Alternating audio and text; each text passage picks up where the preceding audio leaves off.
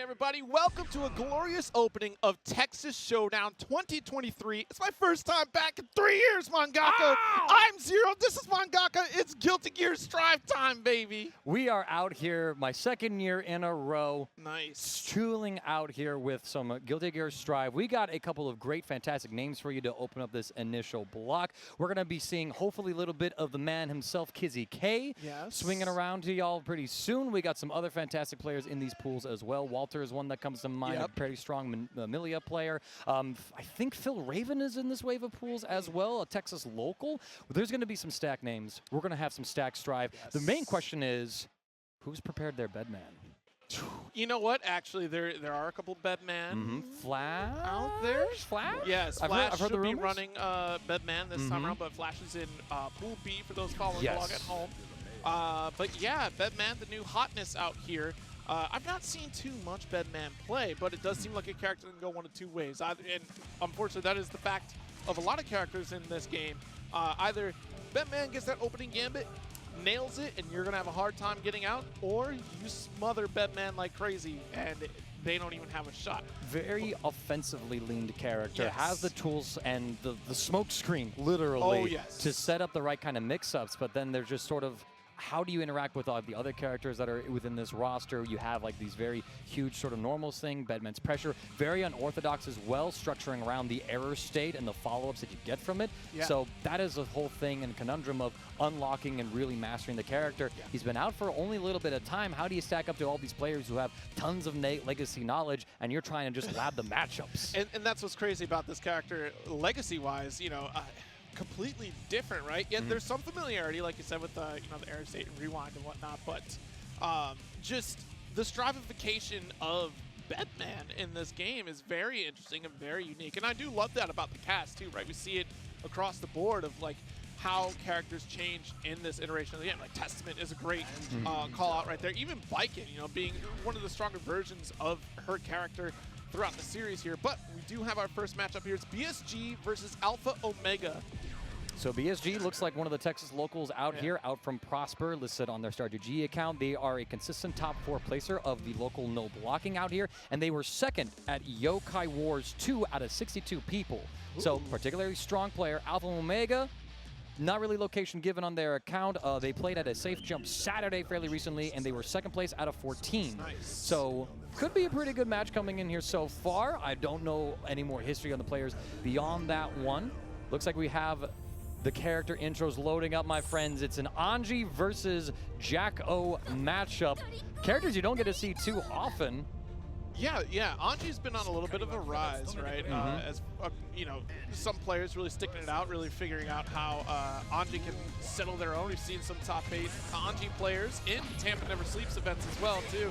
And this is a big start, right? Because Anji loves to get this lockdown pressure in the corner. There's delay low and Alpha Omega with the early burst. And there are way too many hearts on that screen, but don't worry, folks. We will count. Oh, we're just going to restart Yeah, now. we're gonna have to. They're gonna have to fix it. Yeah, warm up. You know, it's like accidental button check. They're like, hold up, who messed with the default settings here? And the players are like, wait, how many hearts were there?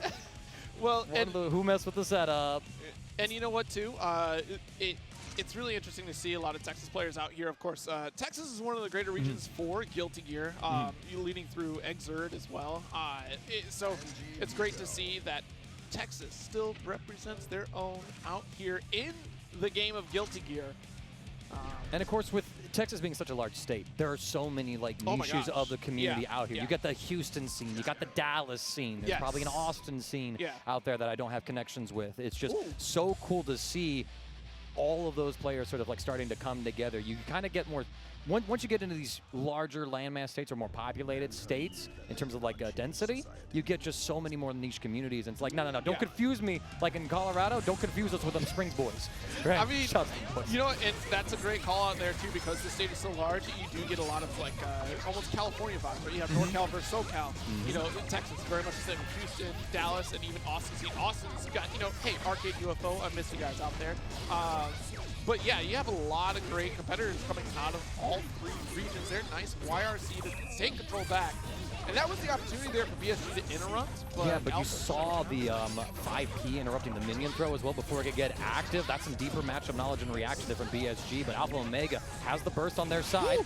Good anti-air as well. Nice. Oh, and look at the Anji. Oh! Nice. Very smart. Oh, guys, it's just game 1 right now. This is looking mad clean. Yes, and the crowd popping off for BSG. Because you know it's the home crowd, that's how Texas do. Nice jump dust to lock down, expecting the burst. Honestly, at this life deficit, you gotta commit. Don't let that cost you a game next time, because you see how much health BSG had left over. If you let Alpha Omega get that neutral reset, it'd have been a wrap. BSG as well, just so patient there. You saw them pause at the 2K, looking for the burst spray right there, and still being cognizant Alpha Omega was going to wiggle, baiting out that YRC to close out the round. Nice punish, though, on the end of Anji's record series. We got the minion pressure now. It's time for a sandwich. How are you ready? Yeah, that was really good patience from BSG. The 6P tried to avoid the jump dust there from Alpha Omega. Nothing to do. Yo, the aerial dominance from BSG in these air-to-air situations is huge. Oh, trying to be fancy. Baits out the gold burst. Gets the punish on the -10 option. Here we go. Pressure time, plus frames once more. We're going to reset into it. And what a 5K challenge from Alpha. Stemming the aggression, blocks the 5D, but it's a pixel in a dream. 6P closes it out. And you gotta giggle. Yo, so BSG out here not only supremely confident in, let me keep doing fan throw because it's just nothing but plus frames. I'm gonna go overhead twice. You blocked the first one, you ain't blocking the second one, right? Oh, you still did? Don't worry about it. I got the round. What about the rest of it? All right. BSG takes game 1, only needed 2 hearts to do it, unlike the 5 we were flirting with before. Bring him down. Here we go, the air-to-airs with the huge, massive. Yeah, BSG is absolutely killing it in the skies right now. Oh, a little bit of movement for BSG off that PRC right there. But now that's we got the whole corner. Acronym mouthful for you. And we're able to actually start escaping the corner. Dead. DED. Missing the A. But Alpha's holding that one. So now we're going to be starting on up. Classic Anji round starts. Like, I think you're going to strike. It's time to twirl in there. Like, hey, yo, that's a nice button you got. What if I just ignored it? Oh, big Fujin counter hit now. Take him up into the sky. No way. Oh, BSG with the damage here. Hard knockdown, positive bonus. It is a tall mountain to climb here for Alpha in this round. And this is just pull. Oh, my God. Butterfly Okizeme, you got YRC and burst on Alpha's side. The YRC goes through, baiting out the super. 6P once again. Second verse, same as the first. Going up 2-0 now on our first match of the day here at Texas Showdown 2023. Yeah, I feel like some of that is muscle memory right there because we're seeing the on the side of Alpha, right? Because we see the minion order when minions are not out. So this is something that can be a little bit dangerous because if BSG starts to recognize that happening, big counter hit potential is on your way. Big damage here from Anji as well. One of the more recent changes that he's gotten is improvements to the combo routing he has helped out his damage quite a bit. Beautiful 6B. Check him. Oh, a little closer for that throw. You kind of have to get in close and hug him like a level would. All right, got the minions. Nice 2P to interrupt. We dance on it. Jump slash takes it over. Alpha and Omega here for the ending of this round potentially. BSG still needs one more strong combo just to wrap it up. But now you're cornered by Anji, who's got positive bonus cooking for him. One of the most scary characters with it. It does force Alpha Omega to burst. Does not want to give up this round. Go down to the final round situation here in their first game. Ooh, oh, the kick miss! See? Muscle memory causing Alpha to whiff out at these ranges. It gives BSG opportunity to take the turn back. Because what do you got? You lost your plus frames here. Sorry, and now you're losing more of that life bar as well going into this wall. Should be the wall break. Again, positive bonus activated for BSG. Has not dropped a round since starting off this set. Look at the swagger walk. I don't think I've ever seen Anji walk in this game. I didn't realize he cooked like that. You know, just like, hello there. Yeah? I see you are admiring my fans. Take him through. But yo, Alpha Omega getting a little bit of opportunity here. Has some meter to play with as well. The YRC comes out from BSG. 100 bar for Alpha Omega though. They have the resource lead. PRC to check. Oh, one brain cell. They shared it. I mean, that's not a wrong answer, right? Because the PRC, while falling, that's the immediate, like, obvious solution here. Like, okay, let me get the guaranteed throw, set up the corner. Even BSG knew it, but nice anti-air. Beautiful stuff. Alpha gets themselves around on the board now, so they're not out of this yet. The burst should be active with the next now. Yeah. The next now. All right, tweet is sent. You're going to have to hold the frames, and look, we just muted it. All right, me and the boys coming up. I got my posse here with you. You got 2 fans, so do I. Ooh, got the spin. You got to be careful. Running out of minions. See, here we there's go. that jab check. Beautiful time from BSG. Alpha spent that burst almost as soon as they got it. High-level shenanigans, but the close slash starter is going to get BSG a fairly big combo. Goes for the Okazemi. That was definitely not the minion kick you were looking for. That 2S taken straight to the sky was not going to help you on this approach from BSG. And I think, honestly, a lot of this set was really poorly calculated positioning for those minions. Whether one got ahead of Jacko and it ended up falling behind her to not get the follow-up, you had to reset another minion after the fact. And unfortunately, Anji loves to be in your face with close slash and just completely explosive counter hit potential. And you dropping stuff like that gives Anji the opportunity to set up from dance, another tweet, or even just get out of the corner for free. BSG just looked absolutely comfortable. I don't think they were any stranger to the stage or things like that. I know Alpha Omega has some other tournament experience as well, looking at some of that history, but it could be a little different when, like, if you're traveling from somewhere else, for example, if you're used to playing online, now you're playing in person. First match of the day is on stream and you're nervous or things like that. Any number of those things can kind of explain some of the miscalculations that you mentioned in terms of positioning for the minions from Alpha and Omega. It's the nature of the beast, and that's the beauty of in-person competition, is that you get to see all sorts of layers to the individual and learn about yourself as well. It's a learning experience. It's just happy to be here, and that's what I think Alpha will be taken away. Let's see what they do in losers a little bit later. In the meanwhile, we got our next game coming up, Zero. Who are we looking at? It looks like a Super Saiyan AK up against Young Fool coming up next here on the stream setup here. And, you know, it's great to tell you that you brought up just the tournament experience, right, for Alpha Omega, too, because, you know, we're reopening, you know, a lot of local competition as well. And even still, Xbox version of Guilty Gear Strive just hit as well. So potential new players joining in. You know, welcome if this is your first time watching a Guilty Gear Strive stream or tournament stream for that matter.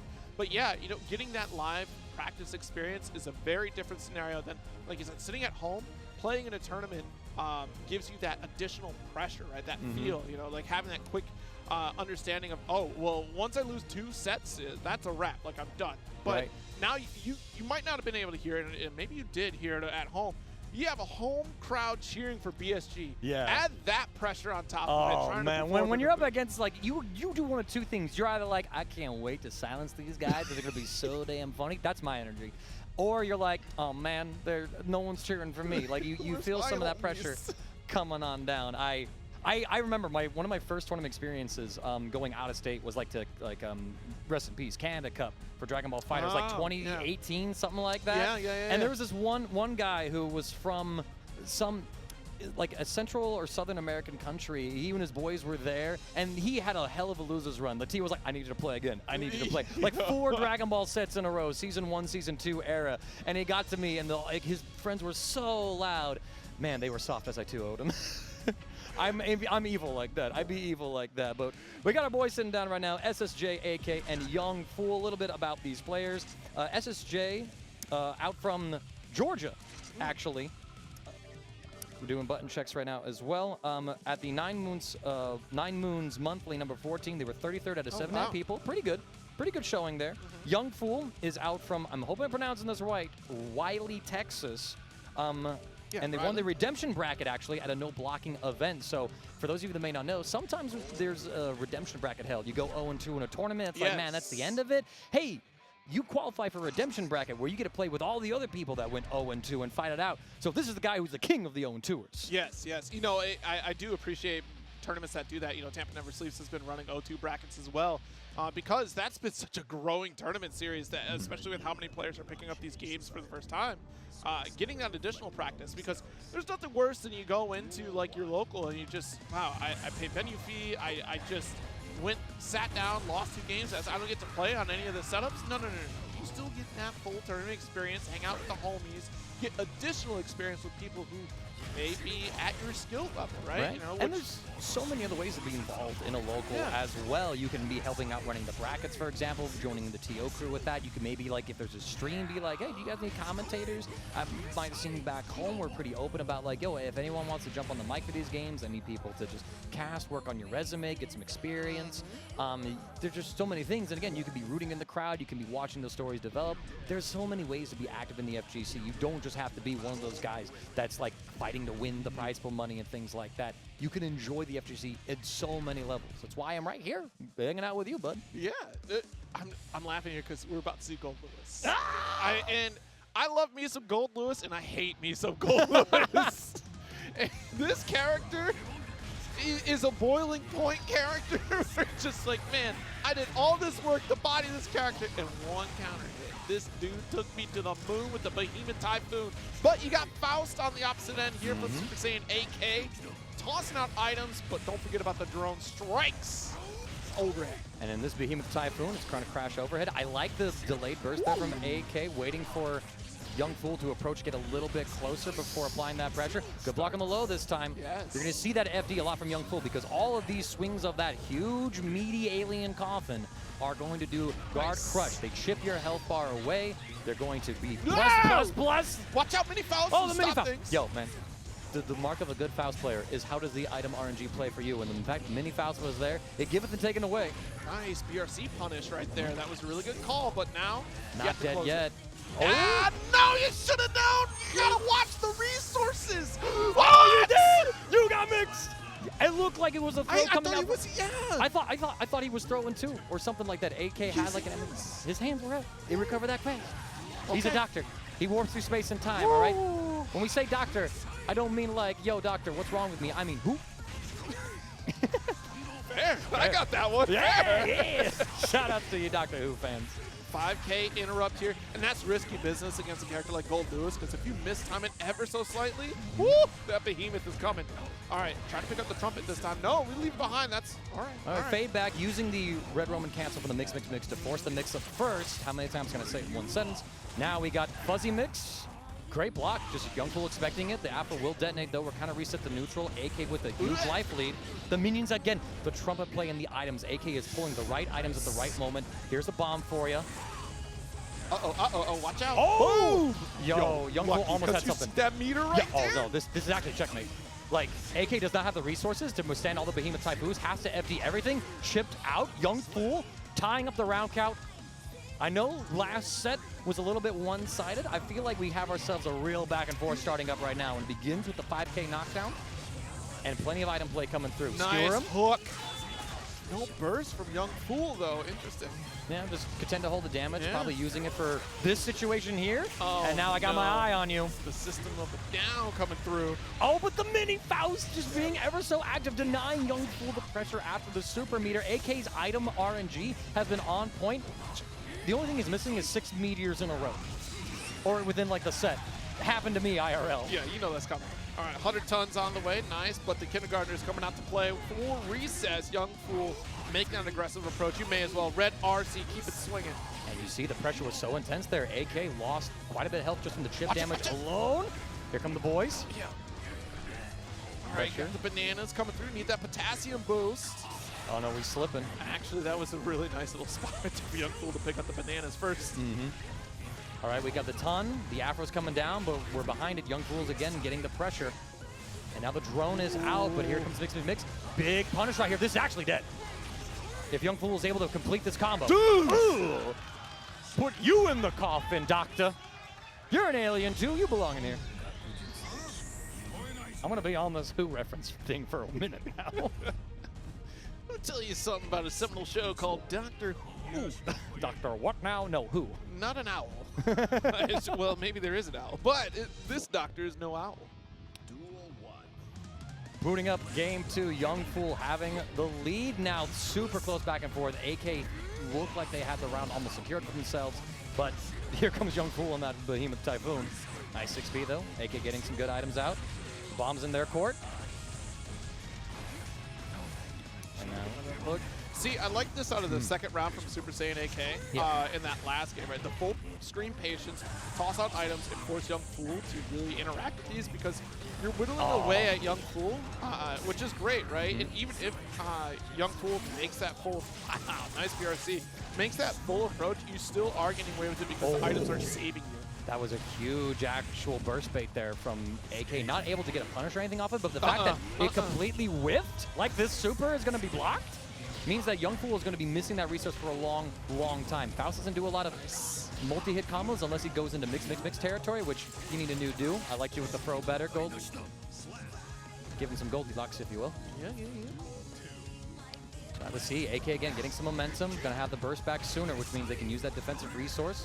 Young Fool trying to force that round 3, so the burst should be able to come back if they're able to meet their win condition. Whoa. Oh, and it's looking pretty good for Young Fool right now. Put him in a corner. Oh, the whip! Yo. The spin cycle's still running. You're not allowed to open up the wall sheet yet. No. Listen, man, it's the whole round leaked out onto the floor. Now I need to mop to clean up this mess. There's detergent everywhere. I'm slipping. And Young Fool, again, that burst is far, far away from themselves. AK already has theirs back, spends it immediately. Does not want to give Young Fool any more of this momentum. Good dash block. Nice. The hurt box interacting with the bomb. No. Young Faust out here, 200 tons to drop. The hammer, PRC block. You got PRC. to. Yeah, you got to, because that was going to come. That was going to come as the mix-up. We saw that early on. The moment AK had the meteor set up, it was Scarecrow for the immediate cross-up. My boy Pip Gaming back home playing Faust does that every time. I saw Pip Gaming for 2 instances back-to-back. Here we go. It's going to be the final little scuffle right here. Who's going to get the lead? The drone is out. It's a level security 3. I love the Warp 2K. Mixing between the throw with Behemoth Typhoon. I think he's got this positive bonus. Mix. Now high-low. That's close slash, right? Young Fool's burst is back in line. How many lasers? But the bomb. There's a bomb! There's a bomb. Oh my god, the bomb flew across the screen. Why did the laser shoot it over that way? Oh, the crawl under the guns. He's too slick. He's too nasty. Both of their bursts are available as well. Young Fool gets a little bit of life back from a donut that might have actually saved him. Until that moment where it says, no, we have to extract this health bar from you. In this game of operation, it is cancerous to my existence. What about me? What about you? I'm so stressed watching that last interaction there, because it was still one touch and definitely a little bit easier said than done for Faust there. Unless the items did not support Super Saiyan there, like that could have been a wrap. Like that approach is going to be tough. Young Fool getting knocked out for that one though. All right, but the throw comes back in, looking for some kind of catast. And oh my gosh, the spacing and the timing to go in with the cross of Scarecrow, phenomenal. Gonna drop our Faust bombs, plenty of fireworks on the screen. Fire. Oh my, the one moment Young Fool pulls out the gun, the meteors come down saying, stop that. This is literally just so frustrating for Young Fool because every single time Young Fool tries to get something started, SSJ keeps throwing out something to interrupt that startup. It's just the perfect item for the perfect situation. That's how you know that you are one with the Doc himself. Oh, there's the low. Oh, and that is the round here for Young Fool. Still holding on to that burst. AK spent their burst a little bit earlier. He's going to have to wait another round for a chance to go Gold Super Saiyan bursting, but... All right, Trumpet is on the way, too. Yeah, respecting the bomb. Hammer down. And yeah, there we go. Once you give Faust all this screen time to play with, and we see Young Fool, despite having that high security, isn't going fishing with the gun. Oh my lord. And it messed up the side swap. Yeah, early. Yeah, if the golf swing would have hit just in the nick of time, you would have gotten the explosion and able to extend. AK knew that, just went the wrong way, unfortunately, off the explosion with Young Fool. There's Fool's burst finally trying to close this game out. Has the round advantage so far. Cross up. Lewis do be nimble for a guy of his stature. That's a Thinkums right there. Avoided the drone entirely and was able to get out of dodge. And another meteor. That's about the third or fourth one we've seen so far this set. Did I bring in a curse number? Oh, and a third time on the bait. Down with this system. Y'all can't see it, but even Young Fool knew that. They done messed up right there. Big smile on his face like, yeah, that was a little foolish of me. Pardon the pun. A 5. We're up to 5 meteors. What have I done? I've channeled it. I've carried the karma with me. It's infected you. Okay, trying to jab it out. Nice jump dust. Got the free haircut on a Friday. That's crazy to give him deals like that. Nice. Trying to go for the 5K into the overhead setup. Youngfool will spend the burst there. I like the YRC. Don't let Youngfool get started. Ooh. Oh, my lord. Those slide-in overheads, so tricky. The gold burst completely whiffing. This is disaster territory. That 5P. And I might have saved the round, but Youngfool says, nah, I'm not done with you yet. Low. Look at no meter. No meter. Checkmate. Just keep churning. I'm a turn and one more. I know that was frustrating, Youngfool, but you kept turning. You did your job. That's what you did. That butter came out absolutely delicious. And now Youngfool just needs one more game win to continue on in winner's side. SSJ AK taking a moment to sort of think about things, see them person their lip. They're doing a lot of things right. The item play is coming in there. It just sort of comes down to being put into these checkmate situations, which where do you begin the analysis on that one? The butterfly effect of decisions that occurred to get you into that corner with no meter against Goldlewis. And what's crazy is that you're really trying to keep up with just the damage difference here because, you know, believe it or not, Faust can deal a grip of damage with very few resources, but so can Goldlewis off a counter hit pick up with Behemoth Typhoon. The drone at the perfect place. Youngfool channeling his own convenient item placement. Sending the laser. We got plus frames for days, and I like that. Running up, Youngfool he plays a character that does have high-low mix-up, but there's also just the fundamental strike-throw game, but he's not shown the throw option at all. At some point, you kind of wonder, when are you going to throw me? Never. We saw a couple attempts, and that's just about it, but the pickup takes the 2H.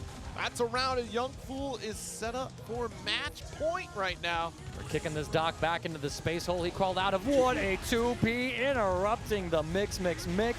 A cross-up says, I don't want the corner. You know what happens there? Wall breaks. Nah, I got you for 3 minutes. Woo! The deep cut. All right, trumpets away, try to go fishing, and nothing caught. Nice block on the overhead here. You got the space that you're looking for, but yes. Yeah. Slide right under all of that. And you see Youngfool busting out with reversal Behemoth Typhoon, really feeling himself right now. Oh, what a check with the mini Faust there to interrupt. The bomb hold down a little bit more, but I mean, Goldlewis is a thick man. Oh my God, triggering the, he's like, how dare you shoot me? I was trying to shoot him, I don't care. Jeez, we had a whip punish last time on that. AK not making the approach.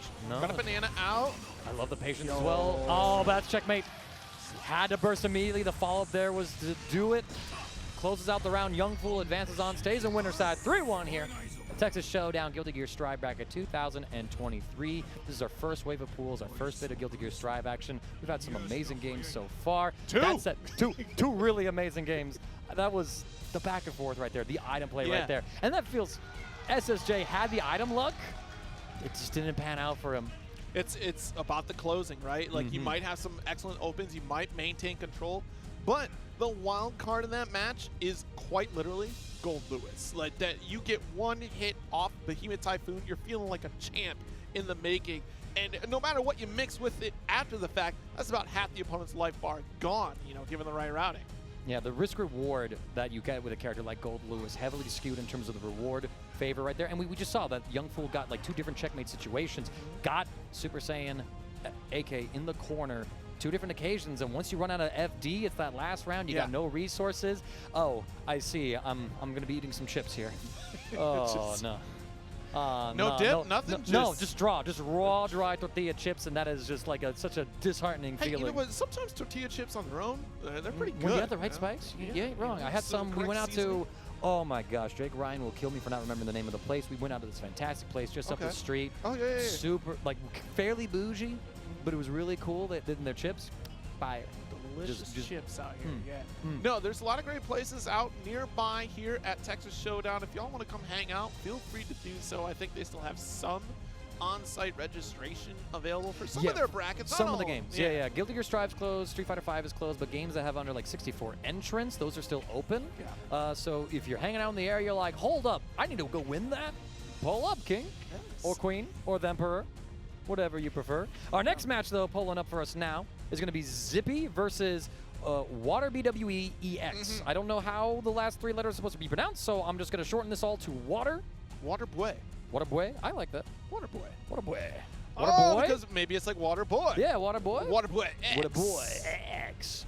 We have Zippy out here. So, This is their second seed of the Texas Showdown bracket for us. Coming out from New Jersey, they won the Iron Main in March 30th of this year, and at the 9 Moons Weekly, they were 7th out of 114 players.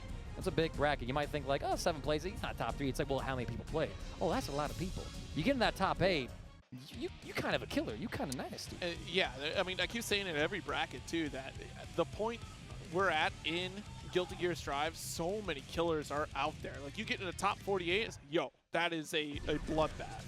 Yeah, and you one of the stronger players out here. WaterBwe EX out from Gregory, Texas. No other tournaments on their Star GG account record. So we're going to be seeing what sort of experience that they have. Is this their first tournament? Or they've been playing on like other brackets or other account? You know, this is a burner account. We don't go that deep. Listen, I know at the Chess World Championship, some prep got leaked on like, oh, we found their like practice accounts. That happened like yesterday. We don't do that in the FGC. Ain't nobody got that. That's too big brain. So we're going to get warmed up right here. Players are going to be doing a button check. Looks like Zippy on the player 1 side, locking in Leo. WaterBwe, I'm presuming, or Water, rocking in the Millia Rage. We'll see. Oh, boy. I don't envy this matchup you're running with Millia, though. Right? No, it's cool. I have to make sure that I don't let you DP, because if you DP me, you mix me as hard as I do, but I die in 2 hits. I'd need 4 to kill you. It's a short little button check right here, friends. That's where we're seeing the players sort of flailing. There's not an adjective. It is a flailing and flail. Gold burst works. Players are good with it. Back to the character select screen. And we're going to be seeing how exactly this one all cooks out. Imagine here that Zippy is the heavy favorite, but one never knows. One never knows. We had a guy show up to our Skullgirls local out at Akihabara Arcade. Shout out to the crew back home. And first tournament, nothing on record. I'm like, okay, we got a few nice players. Dude, I watched this dude. Like 3-0 are my #1 seed, 3-0 like my #4 seed. I'm like, who is this guy? Why do you all show up and just be this nasty with it? We'll see what happens here. Blitzes Zippy. What a reaction. Yep, nice neutral throw. And we got another scoop for you here. We're going to get the full 31 flavors out here. 31 flavors of mix. It's 32, right? Baskin is 32 or 39? Ooh, I haven't been to a Baskin in a hot moment. No, it's not my go-to. But yeah, I'm just it's not. But it's like it's nostalgia stuff. We got 3 scoop for that one. You know, perfect round for Zippy, and that round was ended in a zip. This is about the 4th throw. We've been commenting earlier that we haven't really seen a whole lot of throws, but Zippy is feeling really grabby right now. Will force their own burst down. Water now. Oh my God! How are you ready every time? Oh Lord, this is going to be a flex. Zippy playing speedy, all right. Here we go. Pressure time. RC the DP, keeping the pressure safe. Could have done a high-low mix. Oh my God! There was something cooking there. Water had an idea, gets a jump out, and now we get to see Water potentially able to execute. I feel like they're not having confidence. No! You're afraid of the DP, but Zippy don't have to do that. Zippy gonna be like, nah, you were looking for that one? I know how to beat what beats that. Rock, paper, scissors, shoot. You can't throw me. I've been throwing you. I've been throwing you. No, listen. I'm not trying to throw you right now. What are you doing teching me, dude? Bro, do you see me trying to throw? Oh, God. Yeah, I was trying to throw. I'm not going to lie. I cannot tell a lie. All right, well, Zippy first round right there. Goes back to character select, double checks the buttons. Was a button wrong? Did Zippy do all that with the wrong button? That's disheartening. Imagine, like, oh, my heavy slash is gone, so I'm just going to commit to throw. I'm just going to commit to throw. I mean, we'll see if Zippy plays dramatically different here, or 6P. 6P, that's really good. 2S catching Water at the ankles. Now we remember the block below. Good jump out. Ready for the 6P again. Cross up. Welcome to Leo Gaming. Yeah, and you're holding this burst for the next round. Unfortunately, we got the back turn stance. Perfect. Second one so far of the set. How many more can Zippy wrap up? Oh, no. Oh, my Lord. Okay, but a lot of this, too, is we've all seen Millia play. We know exactly what her win condition is and what she's looking for. And the way that Zippy is shutting it down every step of the way is absolutely devastating for a Millia player. This is high level. Oh, this person is playing the matchup. I'm just trying to play the game. This person is playing the hyper-specific interactions that are on screen. That is what we're seeing Zippy do here. Excellent block there on Water. Nice. Just, you know, going for a throw, like, yo, I don't think your offense is that tight, or, hey, I think you're throwing me, so I'm going to tech this right here.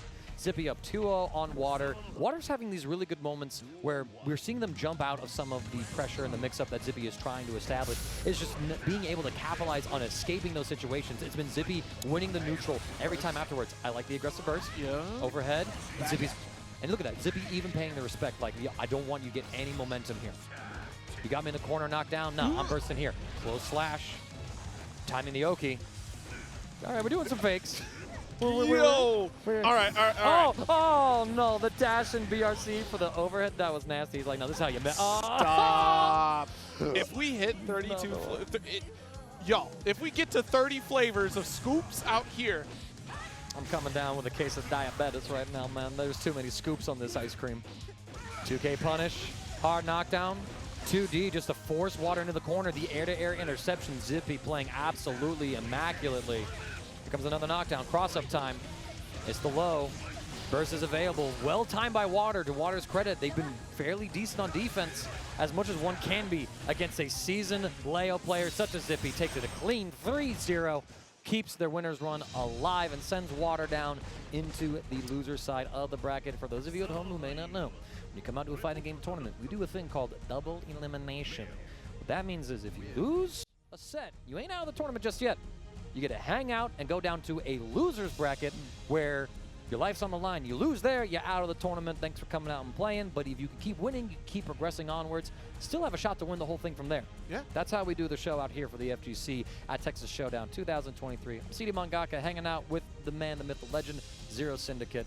It's been a fantastic day so far. How you feeling? Oh, it's great. We can confirm 31 flavors at Baskin Robbins. So they, there wasn't 31 throws of scoops out there, but we were getting close. We're getting at close. least halfway there for the entire buffet of ice cream.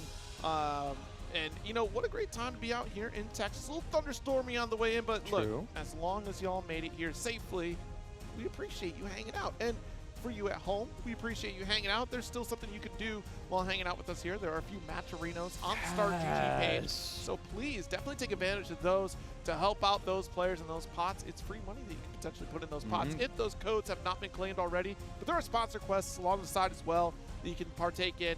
And also, tweet it out. Let folks know that games are going on this entire weekend. You can check out the Texas Showdown Twitter page as well, just to make sure that you have all the information there, including the schedule and the festivities ahead for this weekend. Be the change you want to see in the FGC. I know that sometimes prize pools come up in conversation right now. We're all looking at the Capcom Pro Tour for Street Fighter 6 with a $2 million prize pool. Nothing else really comes close to that. But you can be the change that you want to see. We can generate those free money through the codes that you mentioned. Or if you're doing pretty well off, you got a couple bucks to spare, throw it into the prize pool, support one of your favorite players or scenes out there, be the change you want to see. We are a community and we lift each other up to grow to even greater heights. Up next on the stream match, though, it is going to be PhilRaven, a Texas local I mentioned earlier, versus Kermit, which I also have a little bit of history with, too. Oh. Going through this stuff. So Kermit is actually your King of the Sticks Oklahoma tournament champion from last year. They beat out my boy Voltion. Shoutouts to the boy Voltion, a fantastic chip player who's worked with Marvello in some training practices. They've been able to take that one. Kermit should be a Baiken player still. Fairly clean, really good. So Kermit is no one to slouch on. Again, winning a little regional for themselves. PhilRaven being a Texas local from, I got to find the right pool that we're in. Okay, this is pool A1. And at EVO for Kermit, one more stat, they were 97th out of the 2,000 people. That's okay, huge. Your top 100 out of 2,000 people, you're kind of cracked. You're kind of nice with it. That 97, given a little bit of context, that's pretty damn good. Yeah, that's kind of nice out here. We're getting set up on the MSI laptop here, playing some fighting games. Of course, thank you so much to MSI for providing not only monitors, but also PCs to play a handful of games out here, including Street Fighter and Guilty Gear Strive and DNF Duel. Definitely one of those things, as many people know, consoles, they're a very consistent platform to work on. They're able to support a wide variety of controller types, relatively few issues, a couple of quirks here and there, do not get me wrong. But sometimes, or a lot of the time, you get a slower input delay, meaning that you aren't as able to react as fast as you can sometimes. The game is holding you back in some ways. So some communities prefer the faster input that you're able to register on PC consoles, or PC setups, excuse me. So that's why we're seeing that for Street Fighter V and Guilty Gear Strive in particular. Back to our boy PhilRaven, though. He's the 32nd seed out here, out from Frisco, Texas. And he's played actually at a couple of the Tampa Never Sleeps online brackets. That was a bracket, one of them being about 256, like the maximum cap on that one, 17th place. So, again, 2 players who are able to make deep runs in huge, huge brackets. So I think we're going to be in for some hot and spicy Guilty Gear. And once you're close to the border like us out here, the spice hit different. It'd be different, man. It'd be different. Like Bowling for Soup said, Mexican food sucks north of here anyway. And there's a reason for that. Weren't ready for that cut, huh? No, I wasn't. Come back. Some nice Mexican spots where I'm at, but okay. I know, yeah, the place I will look it up. I will tell you, and because that was, I had it. It was great. It was great. Like you know, it's gonna be good Mexican food when the menu is in Spanish. And it's like you gotta. Oh, I have to read this in un otro idiomas. It's muy increíble. You know, I went to school in America, so unfortunately my education is just down the toilet. So. You and me both. I was lucky to pick up some bit of Spanish right here. Looks like we're having a few issues real quick, kind of double checking a few things. One of those, so the give and take, right, of the PC setups. A lot of the time, PC ports for fighting games are a little wonky. Consoles have like a very consistent interface where you can kind of register your controller to a particular user, and that's helpful. PC tends to lack that sort of a feature. So sometimes when you're plugging in all these controllers, swapping them around, the PC gets a little confused. There might be a driver issue or two here. Looks like we're able to kind of get it through. We still have one of our stagehands talking to the players, making sure everything's behaving. There is probably going to be a button check. I would be surprised if the players stopped it. Yep, in-game button check is coming, confirmed by production. Shout-outs to the ghost in my ears. Much appreciated. The workers behind the scenes, of course. You know, make sure you send your appreciation to the staff that are making this production go on as well. That includes our bracket runners, the TO desk attendees, the production crew that are working well into the late hours of the night to get this whole shebang going out here. So greatly appreciated to everyone involved to really get set up here. I mentioned that we are all propping each other up to go to even greater heights. You and I are no different, Zero. We may be the camera talent, but there are, for every one of us, there's got to be at least 4 to 5 people behind us making sure that everything is working perfectly for us. Exactly. We're going to see another Millia player, actually, with PhilRaven's side. And again, Kermit showing the Baiken, like I mentioned before. We're double-checking the buttons, making sure the setup is good. Looks like we got everything to work. Shout-outs to the production crew. Shout-outs to the TO on hand and the tech specialists, making sure that these computer setups are working, that the players are able to connect, use their devices. A little extended conversation happening, too. So we'll get... All right. You know, like I know Legendary Pred ain't out here for Dragon Ball Fighters, which is going to be happening tomorrow, but this is definitely looking like a bug check that they would approve of. Taking out time. I think the audience yelled, play the game! I think. I could be wrong. All right, we're getting down to it here. Got our character select rocking on.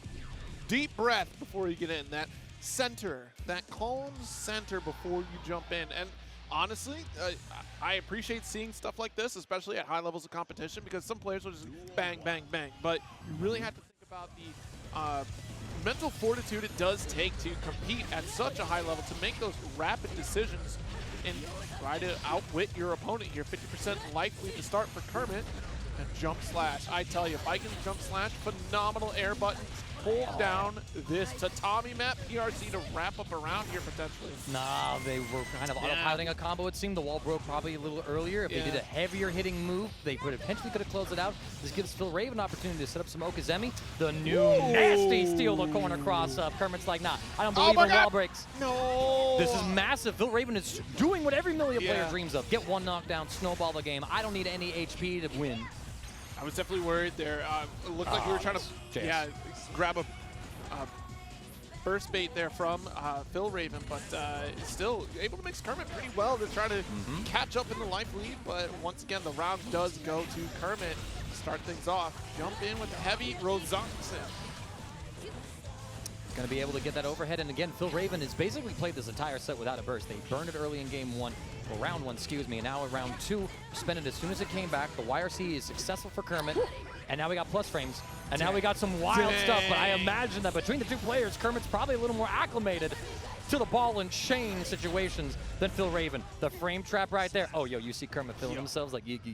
That was good. That was good. Phil definitely did not want to be tethered to Baiken in that situation. We're trying to take to the skies and run away, and you're giving me no room to do. Look at that big old smile here from Kermit.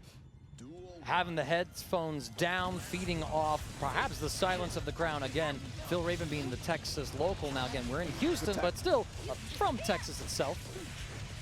Possibly having a bit of that hometown support or crew with them, but you never know. Kermit could be having their own group rolling out with them. Danger again from PhilRaven. Here goes Johnson locked down once again, and this pressure is going to be really important for Kermit. There's ample opportunity for Kermit to catch up in the life lead, but with that nice bad move from PhilRaven, it's looking less likely here in this round. The empty low, the wall splat as well. Through the wall we go, and that is a round on board for Kermit. Or for PhilRaven, excuse me. I'm thinking of Kermit going through, and I'm like, yeah, let's give it to him now. Jeez, caught the frame trap right there. Kermit definitely likes to apply that through Baiken. I feel like that's the standard for Baiken play because she does get a lot of her big hits catching you on these frame traps. There's a lot of knowledge checks here in her strings. Deep jump in from PhilRaven, and there's the burst. Phil trying to call it out a little bit earlier, but you know, Kermit's still holding on strong. Here we go, and like that, I like this because we're seeing like the back and forth between the players. We saw Kermit get their offense established game one. PhilRaven had to deal with it, and now it's PhilRaven's turn to apply the offense. We saw the special move out there from Millia. Checking out the parry attempt from Kermit. It's now 1-1. Phil leaning back in their seat, having a nice big breath, feeling himself. These two have never played each other before in any bracket as well. I pulled up the data on fgcombo.com, so first time we've seen these two interact. It's been a whole bunch of firsts. There hasn't been any sort of, oh, these two played at this game, at this set. So it's the first time, and we're getting to know each other at a very intimate level here. Put him in the corner, the Tommy. And the Yo Johnson, as I like to call it. Nice close slash anti-air, and that's huge. Went for a little crossover, trying to carry to the corner, and Kermit wanted none of that. Oh my. Six-piece save. From the back half of the hitbox as well. Here comes more mix-up right now, doing their own Millia impression. No escape, no escape. When you're tethered up, where are you going to go? Oh my gosh, trying to set up something with the blue RC, but PhilRaven checking with the 2P. Yo, all right, this is the stuff. We've seen both players snowball their games for their own victory. Ooh. Oh, the weight. Yeah. Early PRC, but it's fine. It's that job. Working out for Kermit right there, but now these two are going blow for blow. They have a feel for each other. They have an understanding of how they want to play the game. They're making their adjustments. PhilRaven with the air-to-air approach. Knocked down in the corner. Tries to go for a cheeky overhead. Kermit throwing once again. PhilRaven a little surprised by that. On second time? Do I hear three? Oh, okay. All right, got the disc set up here. Nice cross up. We're going to carry to that west coast of the screen here. Red Roman. You got it. No. You're trying a little too hard. Like, I feel like Kermit's holding on to the burst, and I respect Raven for like, yo, are you bursting right now on this knockdown, looking for it? Gets the wall break anyway, so not punished for the decision that didn't initially work out, to say the least. But Phil is really fishing for these bursts. Like, we've seen it throughout this entire set. Phil really wants Kermit to burst. And I'm just not going to do it. I don't feel threatened right now. I have a whole heart here. I don't need burst. That's another level of fighting game sort of strategy that is sort of really difficult to grasp. Like, my life bar and my round count is a resource. Yes, there we go. The kiss from the rose to close out around here. PhilRaven still surviving. And now Kermit still holding on that burst. Will have it available for themselves in this round. When do you want to spend it? You see PhilRaven trying to bait it right there. Keep carrying, Phil. Stop dropping these combos. You're sacrificing so much damage for something that is just not appearing.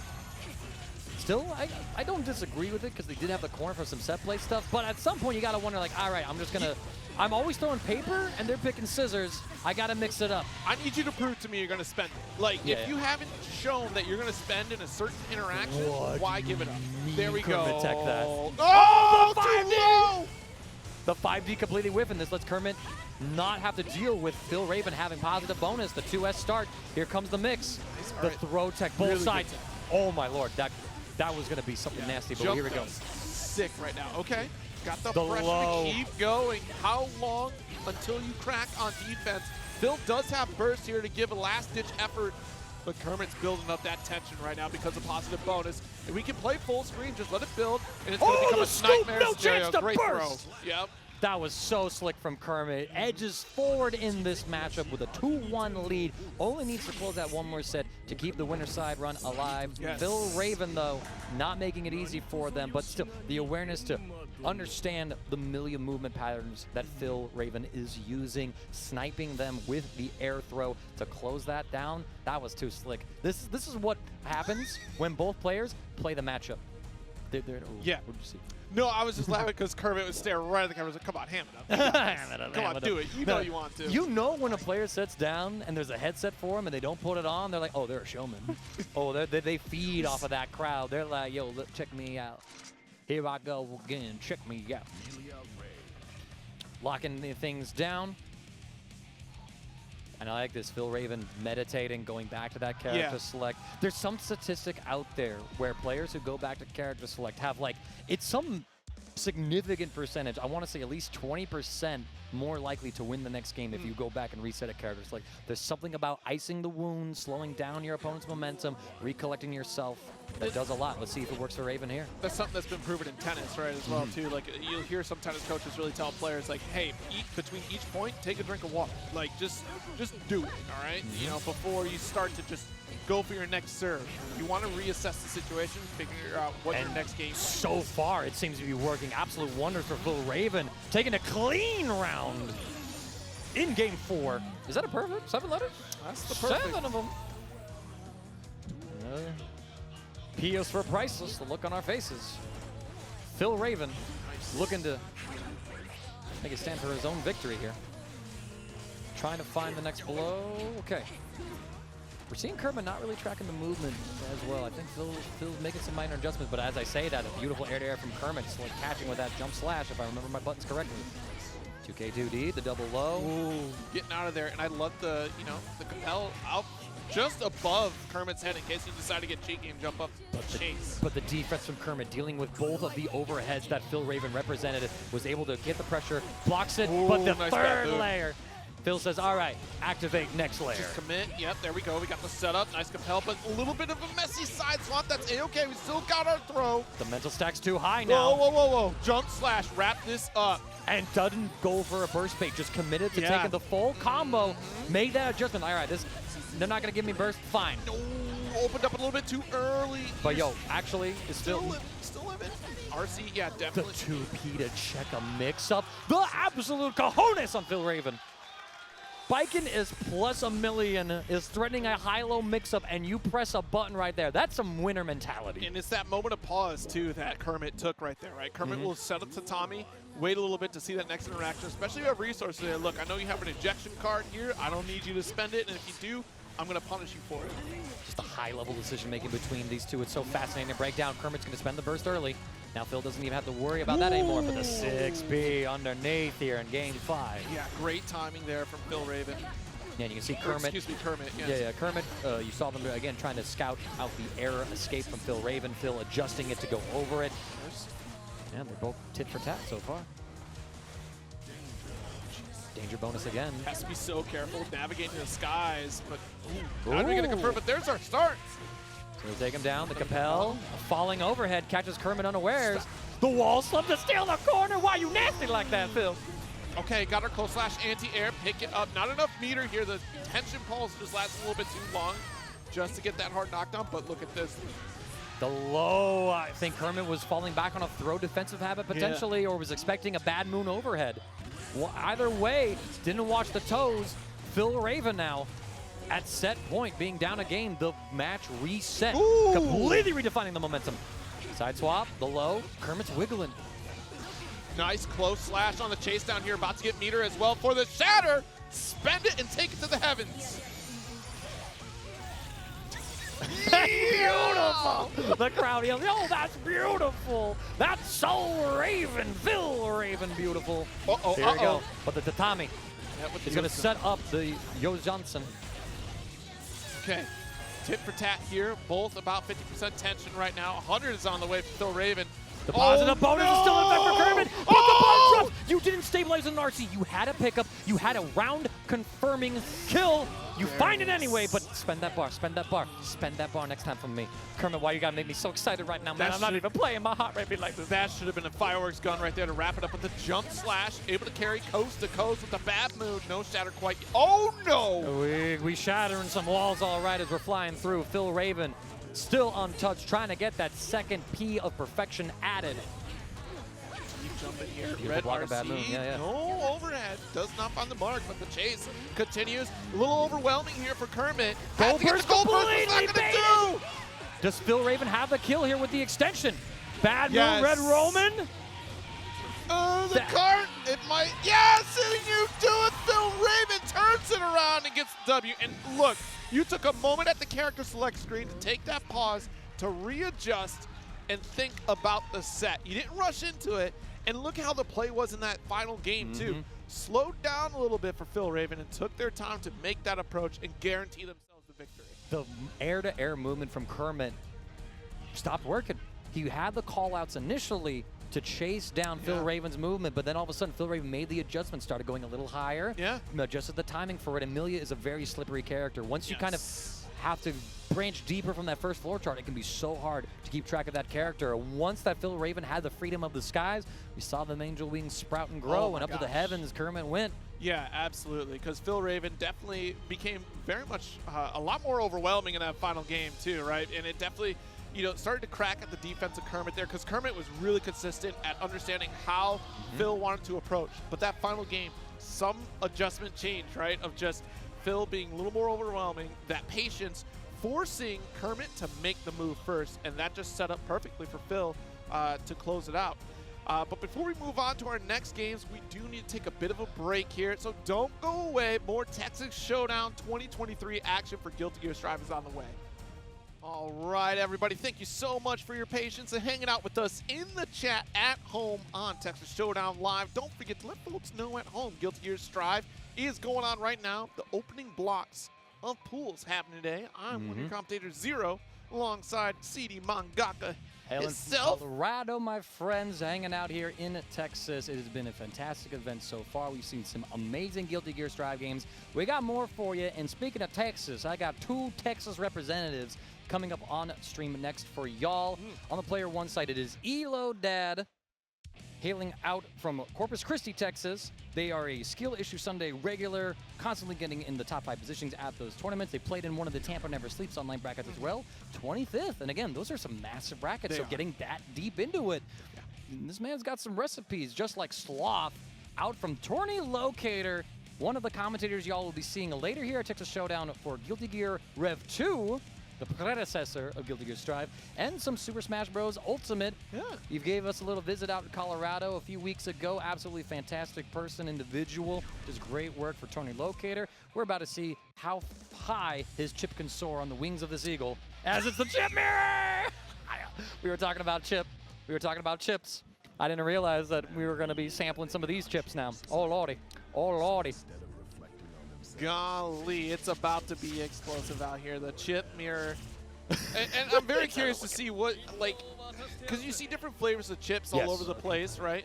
Well, in more ways than one. In more ways than one. You have so many tools with Chipp. There's a lot of ways that you can express yourself with this character in terms of your offense, in terms of your movement. So you have to see how everything goes. Elodad cornered. Sloth is running the red Chipp, color number 3. Elodad's got that color number 9 Chipp. Low-key, that orange color is one of my favorite colors across several characters. Okay.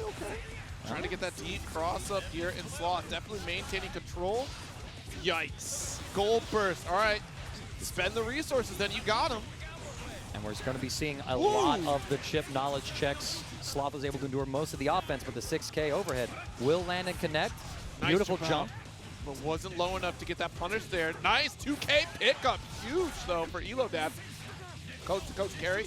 Yep. Uzumaki barrage here. Should be getting the set. Yep, there it is. The wall shatter goes through. It's a hard knockdown now for Elodad. Scarlet, Sloth gets thrown. You can see the OS for the DP. Another one. All right, Elodad taking round 1, showing the throws early. So you gotta wonder if Sloth's gonna have to represent the button mash to kind of check those throws and be like, yo, keep your offense tight. Keep that frame trappy. jump recognition on the Alpha Blade here, trying to carry coast to coast. Zippy! There it is, finally, and there we go.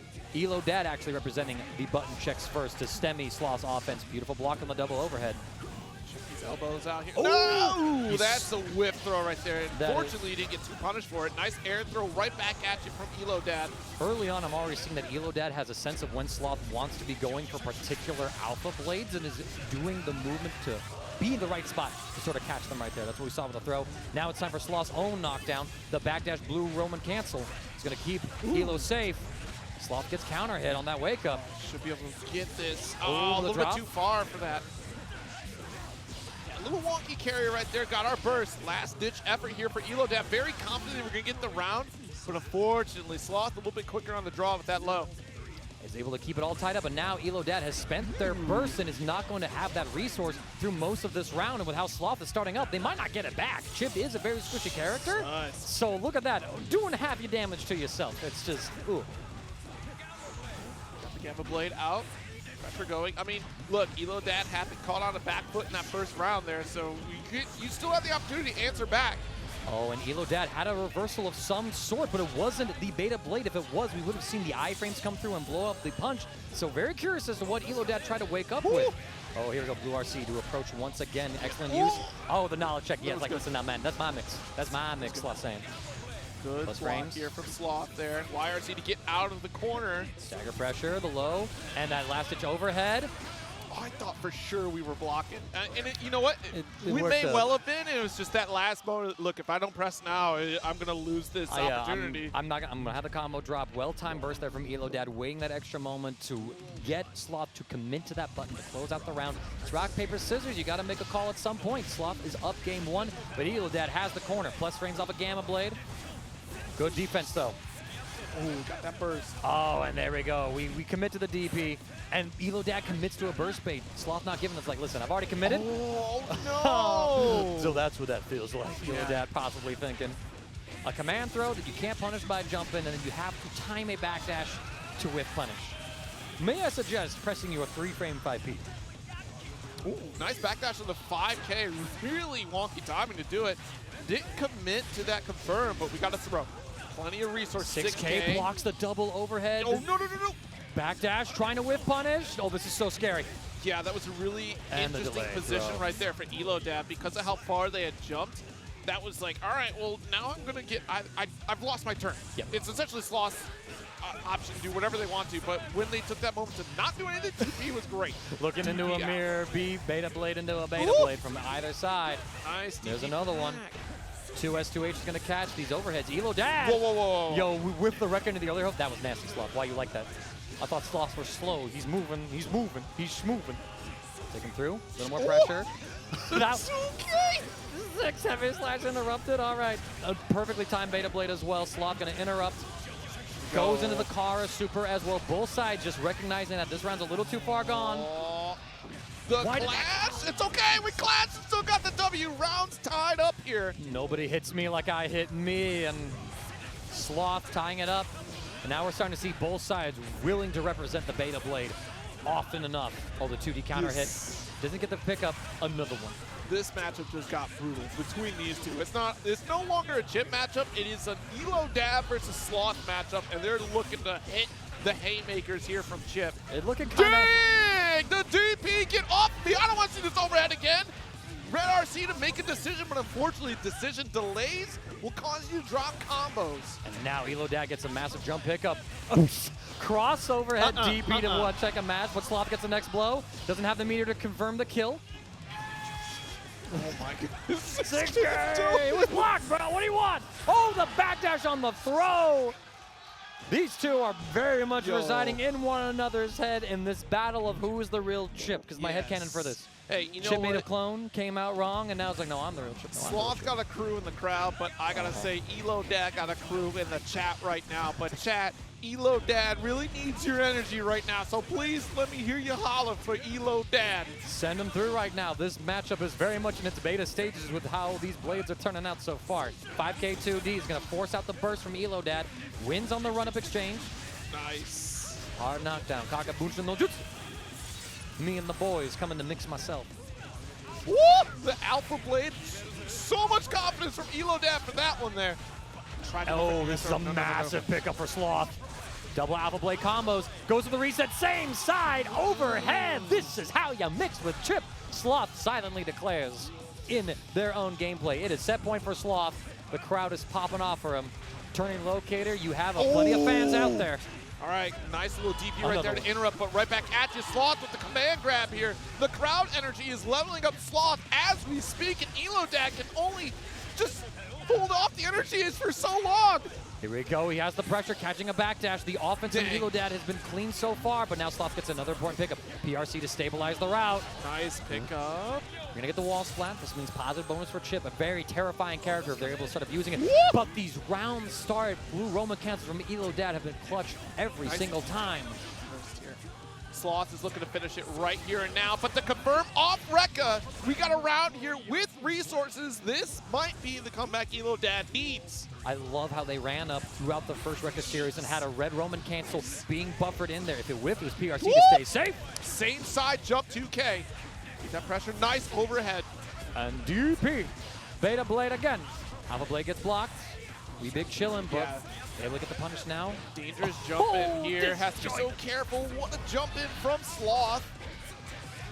All right, 6K from downtown confirmed. Doesn't have meter to get the kill. But this is the last shot for Elodad. This is so scary because once Elodad is put into a block string, they have to FD every single option. PRC to get away from it here. But the jump 2K cross up is going to kill it, and Sloth takes it 3-0. You can hear the energy of the crowd, and that's what Sloth was running off of here. Elodad could not hear the screams from chat to survive. My God, but you know what? There was that change in, throughout the set, just the pacing of neutral from Elodad. Like, Elodad didn't want to clash in these haymakers here. Like, Elodad was willing to represent it, but Elodad wanted to play the sensible Chipp game here. What are you doing here, Sloth? What are you doing here, Sloth? I am like a tortilla chip with salsa. You are a bag of Lay's. Just being thrown all over me. My hand's crusted now and everything. So we continue on.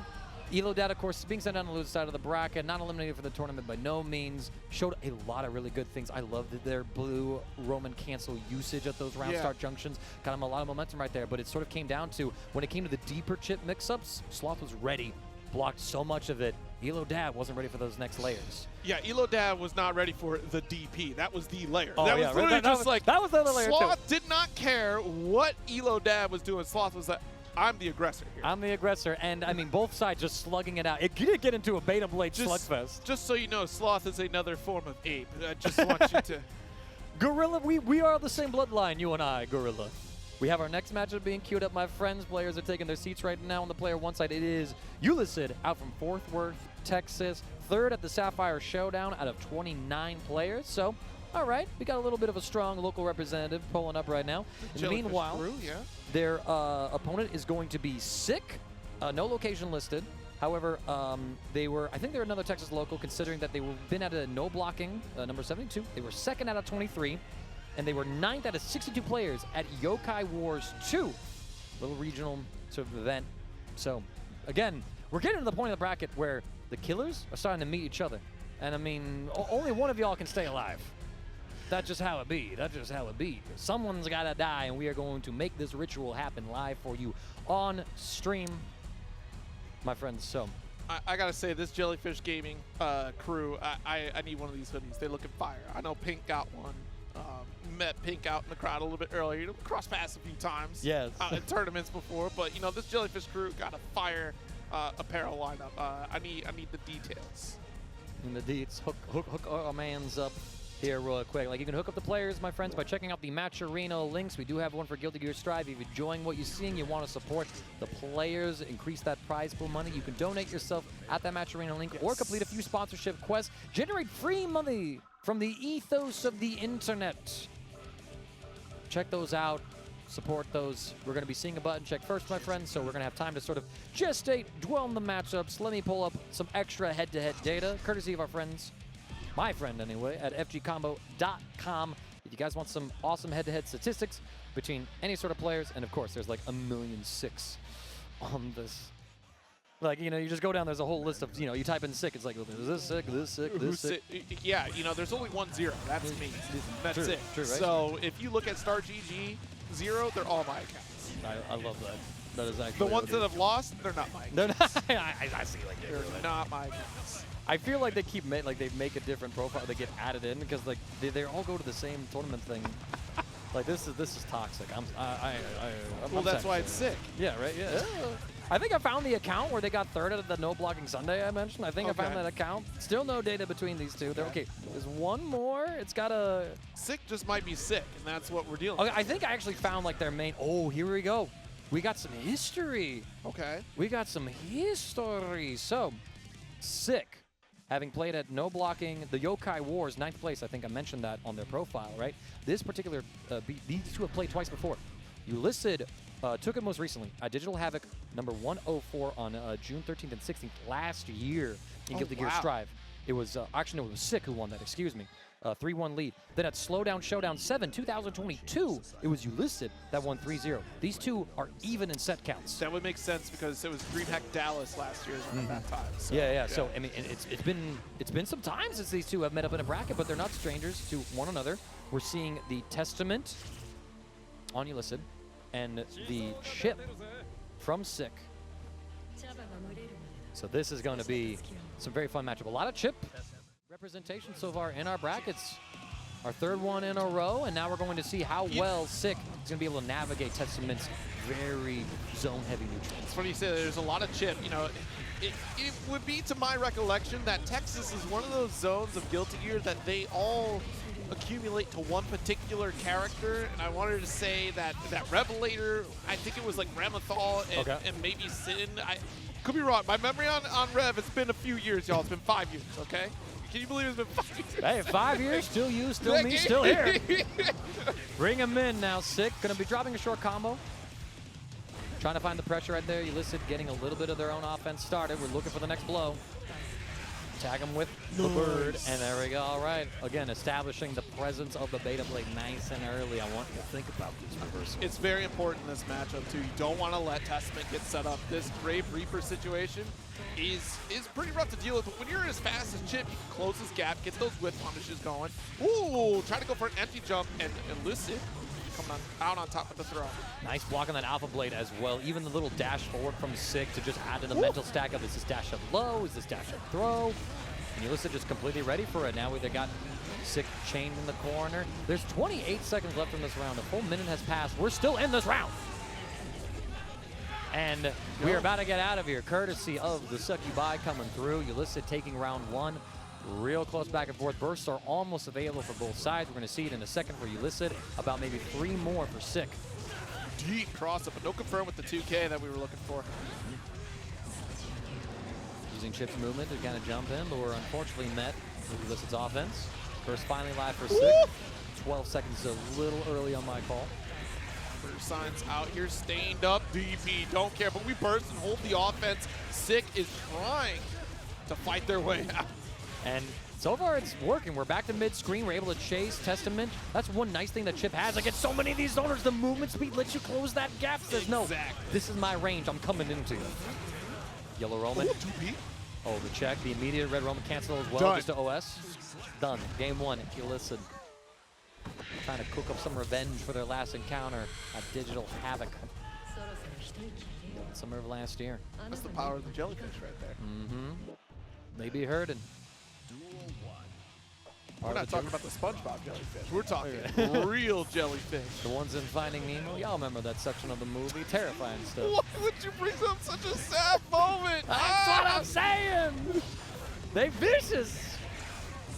Them jellyfish be vicious. I'm trying to think of a situation where jellyfish do not have like a sad connotation. There's nothing in media outside of SpongeBob that makes them not sad. Oh, the wake-up throw, though, a sad outcome from Sick. Now cornered, able to escape with the Alpha Blade. Oh, 6P. I imagine there was another quarter circle follow-up there, but oh yeah, it would have been Rekka, but because you're running forward, I think it read it as, instead of just quarter circle forward, it was the DP input because they overlap. Yeah, one of those things with execution. You gotta be careful because sometimes options overlap. All right, there we go. Still able to hold the pressure to the corner, take that first round is Sick.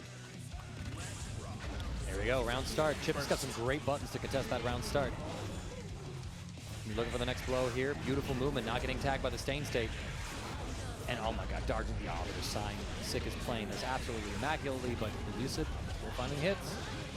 Not able to convert though. They close /2S, and that doesn't combo when Sick was backdashing, so Elucid gonna have to take that consideration when we start their offense next. Like, yo, these guys are backdashing. I need to cover them. Plus range. What do you mean? A preposterous clash. Take him through. Nice. Elucid tying up the round count here in game 2. Trying to edge themselves forward with the game lead, but Sick holding on that burst. Is you really charging that Grave Reaper? You know, gotta let it rip. I want these plus frames, gotta dig deep for him. Command to nice throw. command grab. Yeah, but Elucid a little too slow on the jab to check it. RC jumped in. Yep, simple pressure. Elucid's able to get out of the corner. Jeez, 6P attempt. That's okay Jump though. block, yeah. Still have time. Chipp is such a fast character, able to still close the gap despite blocking the super from Testament in the air. It's a wall break for Sick. Burst is available. They clash. 2D's a little faster. 1-1, baby. Welcome to Guilty Gear Strive. It's looking nice out here. We got ourselves a set. I feel like this one is going to go the distance too with how these two are playing. Yeah. Unless some big adjustment happens. Do we see the character select run back? No, we don't. We're just going back in. Who's Sick talking to? I'm gonna head. What, oh who yeah, are you talking that's to? Sick? Well, so does Elucid. Just on the mic's on the other side. Y'all just talking to people up there? What if they're talking to themselves? Be like, yo, you ain't blocking this. I just beat you. How do you feel? How does that feel? It doesn't feel good. This doesn't feel good. How dare you, man? Oh. Here we go. Full combo. Gonna catch. Sick. Trying to be elusive in the air. It's not quite working out for him. Closing the gap with some good black dash blocking. 2P, y'all. Right back at you. Mashing is a defensive choice. You gotta represent it sometimes. All right, we got the pick up here. Chase down to the west side of the screen and lock it down with Stain State. Still applying it. More Grave Reaper action. Just trying to adjust the Tempest, or Testament, excuse me, flow chart as much as they can. 5K, 5K.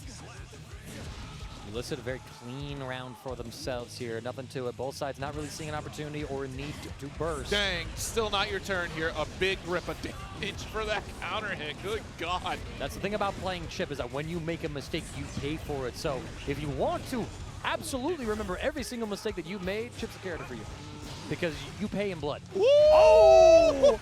Deep backdash. Sick got the meter for the red Roman cancel right there. If they got that counter hit, you'll see a lot of high-level players. I think as we go deeper in the tournament, start to Roman cancel those huge counter hits like, yo, I know you want to reflexively burst this. Big air-to-air pickup, though. Bunch of JPs, beautiful block. Yo, 2K. He was ready. They were ready. That's cool. So nasty. Plus frames. Yo. Dash in, baiting it out once again.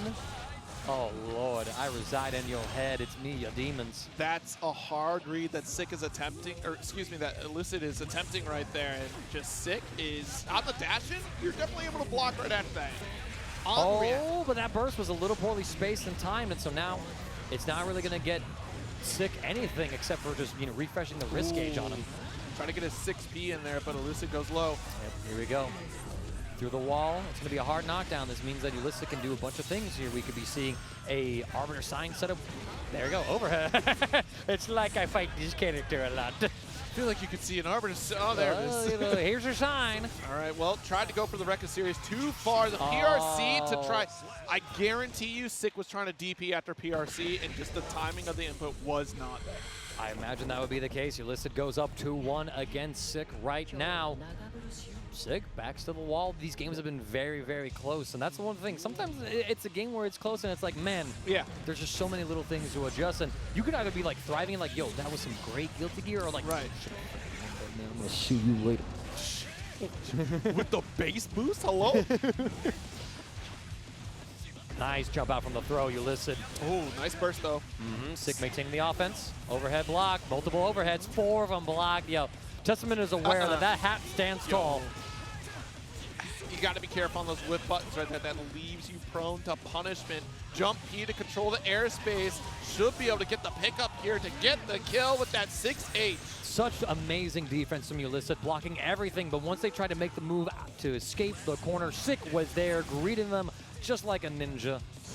Exit stage left. Here we go into round 2. of our Game 4. And so far, we got a nice Grave Ripper pickup here from Elucid. Not really seeing the multiple overhead option that Testament can represent here. Elucid's sort of just constantly going into these lows. I wonder if we're going to see it at the clutch factor, like, yo, I've been going low all set, hold this overhead. Stained up, you ran into it, it's your fault. I'm going to get the bounce thanks to the stain. It's round 3 now.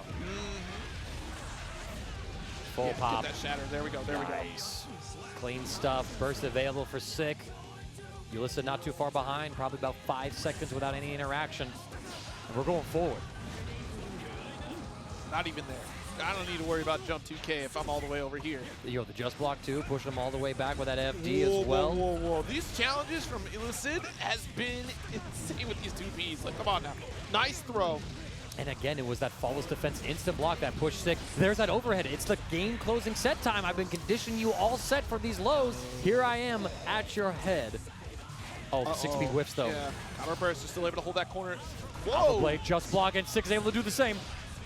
Sick has to be very careful. Just one blow is all it's going to take. They bait out the 6P, trying to find the approach in. Passive play, able to close the gap. They're ready for the PRC. This is massive though. Can Sick find the mixturization to close this one out? The backdash shimmy. PRC is going to keep him safe. No! There it is, finally! The first shimmy failed. The second shimmy lands. You thought I was throwing you, but there's no combo to convert. They lose the corner. They lose the wall. The 6P. Great burst. Oh, panic burst! Hands over their eyes. The Jellyfish crew coming up.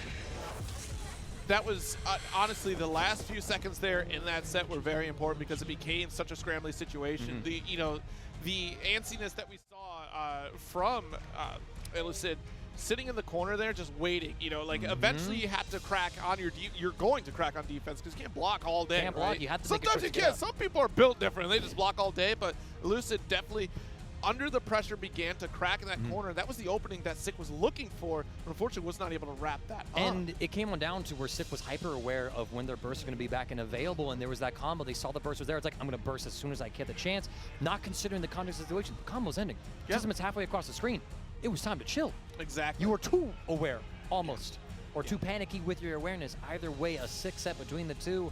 Elucid is going to take the edge and now have a winning record against Sick, but I have a feeling these two are going to play again. Possibly not here, but at some point in time, and as the rivalry is going to continue onwards, the tournament continues on as well as we get our next matchup for y'all. Kazam versus BSG. BSG returning to the stream once again here today. Kazam showing up for the first time on stream setup as well too, so be interested to see what Kazam brings to the table here. And of course, I'm happy to see everybody tuning in for some of this Guilty Gear Strive, for all the folks that did jump in from the raids, or even just hanging out throughout the entire weekend. Plenty of games to go on as well. We have another block of Guilty Gear Strive coming up after this on top of that.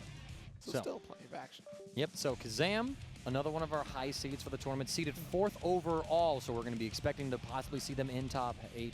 Hailing out from Massachusetts, Boston actually, and at Frosty Faustings this year where there was a bracket of over 1,000 people, 65th place. Again, when those brackets are that big, getting that deep in the bracket, double digits from 4 digits, you kind of nasty with it. So in the meanwhile, BSG, of course, already seen them before, Alpha Prosper, Texas, second at the Yokai Wars 2 out of 62 people. We'll have to see exactly how this one is going to pan out. It's going to be more Anji for us from BSG's side, and another Testament being locked in on Kazam's side. Button check coming up first, friends, so we got some downtime to sort of dwell on things, consider things. I got a little bit of FG combo Googling to do. Oh, for sure. Yeah, these two getting set up here. I'm really happy to see Anji return, like I said earlier at the top of this. But also Testament getting more of a showcase as well. I haven't seen any Bedman, the latest character to be added. But also, we are in that exploration period, right? We are starting to ramp up to some of these post-ARC World Tour events, right? To prepare for the upcoming 2023 season, the upcoming seasonal content for Guilty Gear Strive. We still have a few more characters on the way, plus the announced season 3, right? We're 3. There's got to be one. Still season 2. We're still season 2. We're still season 2. Thank you. I'm like, I'm trying to remember like what season. So season 3, after the characters are coming out, they already confirmed that for next year as well. So looking forward to seeing more on the way for Guilty Gear Strive. It's been a strong year for Arc System Works, to say the least. I mean, a strong couple of years. Crushing it, absolutely. Yeah. Guilty Gear Strive has been a complete blow-up for the studio. Their previous entry in the Guilty Gear series, Rev 2, sold about 22,000 units. 22,000. Y'all remember it even when they said, thank you all for letting us sell 1 million copies of Strive? That is an insane bit of growth. Striking with lightning at the right time. Exactly, exactly. You know? Yeah, rollback hit different. Yeah, you know, I think that. Yo, BSG. We got a whole crowd for BSG right now. Pulling up some head-to-head data between these two. They have played once before, all the way back in 2021 at Bamboo Battles number 7. Kazam took a 3-0. BSG, this is your time. This is your run back. Different time, I guess. Different time. Completely different game. Completely different meta. Oh, no. That's a rough burst by Solo. BSG about to get blasted off the next section of the stage. That was a big counter hit. And into the stage state to get that extension after the fact. My God. All right, we run up. We try to get the 5D. BSG ready with the blocks, though. And now we got Stain State once again reapplied. We're trying to advance with Fujin. A predictable jumping, though, gets 6 speed. At least Kazam would probably consider it predictable, considering the button. Through the wall a second time. I hope you like the first outing. Kazam is running it right now. Air to air. Nice air throw. This is big for BSG, but the jump out. And you see BSG not going for the throws while they don't have the meter as well. Like, now you're jumping. We're seeing Kazam is representing jump a lot. BSG is getting data in this round. If they're able to get any sort of substantial outcome from themselves, that would have been massive. But instead, a little more data. All right, Kazam, when I have you cornered, you kind of jump. Noted. Absolutely noted. Thanks, State apply. For some neutral play now. Keeping your distance, ran into Arbiter sign though, so it's going to lock down in this corner on the it looked like a Whiff 2S. I'm not sure if that was supposed to be some sort of input that didn't register through or what BSG was going for. Either way, get some offense start from themselves, and Kazam gets hits low. I'm willing to bet that Kazam was jumping. There it is. Ooh. Overhead. Butterfly. Sends a tweet, yep. Big chunk of damage here. Nice. A strong turnaround here for BSG. Ooh, 6P attempt far too early. Kazam going to punish that for sure. Multiple overheads gets blocked. We have the pressure right now. We initiate the counter super, and we have the perfect spacing to punish with that far slash. We're going through the wall. It's a hard knockdown. State applied. And no meter available for BSG side. Eats the empty low. Arbiter sign every Testament's favorite. Checkmate, hold this. Post-wall break. Kazam looking to repeat history against BSG. It may have been a few years, but I'm still cooking. Seeing BSG taking a moment, checking out something on their phone, switching up the music. They got their own little earbuds in. Got to find the right jam, the right vibe. 2S round start, okay. Going very aggro. Seeing that vacuuming effect on the 2 heavy slash. Kazam trying to see what BSG's possibly doing. Big damage here. Kazam's mastery of Testament is absolutely phenomenal throughout this set. PRC 6P. Now you got the corner locked down here. Anji trying to control the pace. But even then, Kazam is still somehow able to zone with their back to the wall. BSG has to close the distance, finds the opportunity. Too soon on the throw. BSG, my friend, you know that Kazam is jumping. I don't think throw is the toolbox option to go for in these moments. You haven't given him reason to stop jumping all that much. I think it was the panic on the whiff 5P, right? You're like, oh God, I'm not hitting anything. My opponent's going to press a button here. Maybe I'll throw to get those frames. That was a slick jump. Kazam just barely missing a punish on the landing frames of BSG, but finds a blow there. Yeah, that's a big reach right there from Kazam. BSG got the follow-up lows. True string, they trade. This is favorable for Kazam as they close it out with the run-up 2P. BSG shaking their head. Run up. They both went throw. Sign here. Woo! Opposite side low. You thought you could run away, huh? My Fujin moves me. This is how I navigate the neutral. Great block, but too far for the 2K to get the punish down. Nice reaction on the jumping fan here. No, too far for the throw. Kazam, please. All right, now BSG able to go on the offensive here. And we're seeing BSG sort of delaying some of these Fujin follow, trying to get the frame trap on the jump, but that's when Kazam's saying, all right, I've jumped and it's worked. It's time to put it away one time. Just RPSing their defense so incredibly well. Here's the knockdown, set up in the corner. Trying to find that negation. 5P anti-air, let's go. Lord, that was such a clean pickup. I don't need to hold forward and air you with this button. It's 2-0 now for Kazam. One of our favorites for the tournament, arguably. And they're proving and demonstrating exactly why they are given that consideration by the bracket runners. Yeah, the strong conversions from Kazam throughout this entire set have been tremendous. Like preemptively setting up, Succubi in the background, go for recall to get the carry extension as well. Like that's been absolutely tremendous here to get the most out of it. Like the optimized damage from Kazam throughout the set has really gone a long way, especially too since Anji can hit like a truck. Experiencing a brief moment of technical difficulties, the players immediately waved over the stagehands. It looked like we lost the game feed briefly, so maybe a wire's loose, something like that, or got kicked around. So there's double checking, making sure everything is secure. A great time for that to happen too. The players went back to character select, BSG in particular, because when you win those games, you as the winner have to kind of hold down your character. You can't change it up. Say, this is what I won with. You're going to be holding on to that. So we're going to be seeing BSG's, again, taking that time, going back to character select, kind of trying to apply the ice that we mentioned. I don't think we'll see a character swap. The Anji's a little too polished, a little too committal. I think it's a player thing. They're trying to find the answer. Yeah, honestly, like I said, Kazam has maintained control throughout the set, and that's definitely not where Anji wants to be. Anji wants to. We've seen time and time again that the Fujin has been dismantled by Kazam. The plus frames that we're looking for on fan toss just not working out because Kazam is going for air-to-air after the fact. We did see the air-to-air throw from BSG that kind of maintained that control and stole momentum away from Kazam. And honestly, that one round in particular was pretty beneficial for BSG. But again, Kazam not deterred from applying that offense still on top of that. We're going back to the button check here for a second before we jump into it. But again, Kazam at that max range as well, really forcing the situation from BSG.